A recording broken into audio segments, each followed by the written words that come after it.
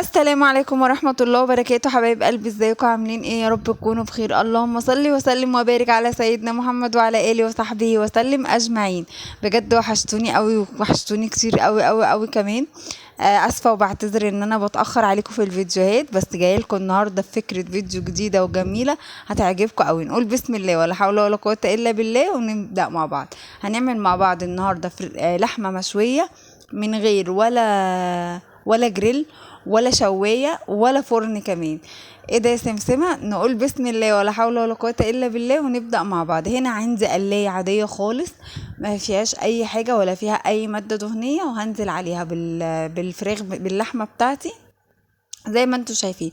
الخلطة اللي انا كنت حطاها الاول في الحلة دي عبارة عن مية بصل وحطيت عليها باربيكيا، وحطيت عليها ملح وفلفل وشوية قرفة صغيرين كده وشوية جنزبيل، بس كده. محطيتش اي حاجة تاني، بس حاجات اقل من نص القرفة والجنزبيل، اقل من نص المعلقة.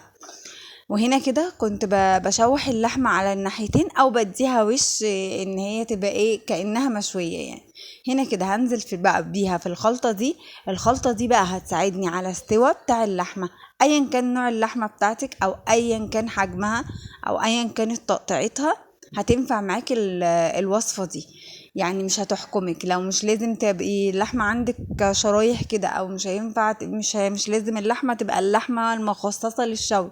اي نوع لحمة عندك ممكن تعمليه بالخلطة دي او بالوصفة دي. بتبقى سهلة اوي، وبتبقى بسيطة، وبتبقى تحفة، وبتبقى طرية، وبتبقى جميلة. جربوها وما تنسوش تعملوا لنا لايك وشير وتفعلوا الجرس وتدوسوا على كلمة كل عشان يوصل لكم كل جديد ان شاء الله بننزله. هنا كده بصوا كنت برضو لسه بشوي اللحمة بقى.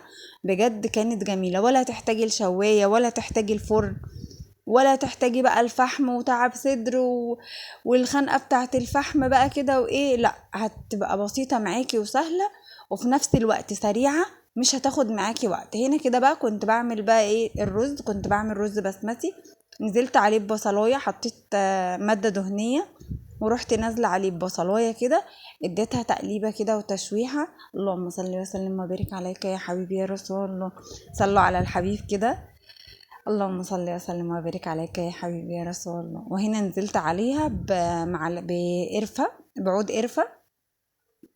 لو عندك بقى لومي ماشي، انا بصراحه مش بحب احط له حبهان. هنا نزلت عليه بقى بشويه كاري كده.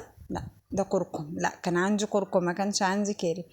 ده كركم عشان بقى يخلي لونه اصفر كده ولو عندك بقى زعفران، الحاجات دي كلها بصراحة، بس احنا يعني ما كانش عندي، فكنت اللي موجود.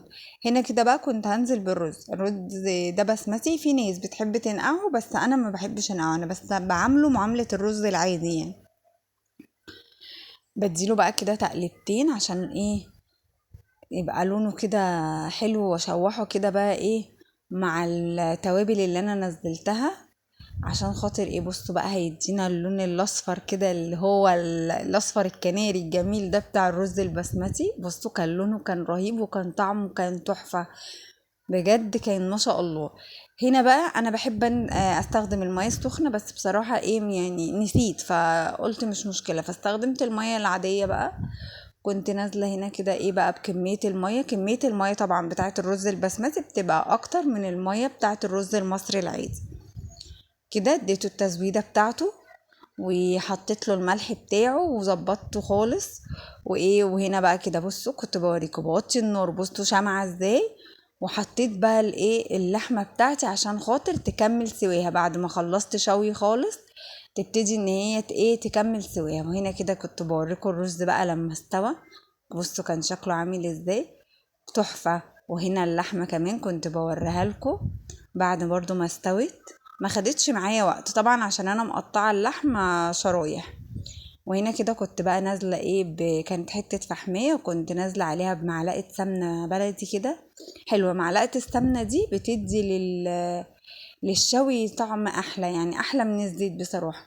هنا كده كنت بوريكم بصوا كنت محمره شويه زبيب بقى كده كنا عاملين طبق جامد يعني. هنا بقى كده كنت هوريكم اللحمه وطريقة سواها. بصوا السلطة بقى بتاعة المشاوي وبقى والمية بتاعتها بتاعة السلطة، بصوا طرية جدا، بصوا دايبة دوب، مش محتاجة يعني، مش محتاجة حتى ان انت يعني يا دوبك هي تقطعيها كده ما شاء الله.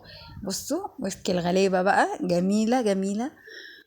بصوا كان الاكل كله بصراحة كان جميل. هنا بقى كده كنت بوريلكم الاكل بقى، كنت عاملة سلطة طماطم وسلطة طحينة، كنت عاملة تومية. بصوا شكل الاكل بصراحة كانت حاجة تفتح النفس. لو وصلتوا معانا لحد هنا متنسوش تعملوا لنا لايك وشير وتفعلوا الجرس وتدوسوا على كلمة كل عشان يوصل لكم كل جديد.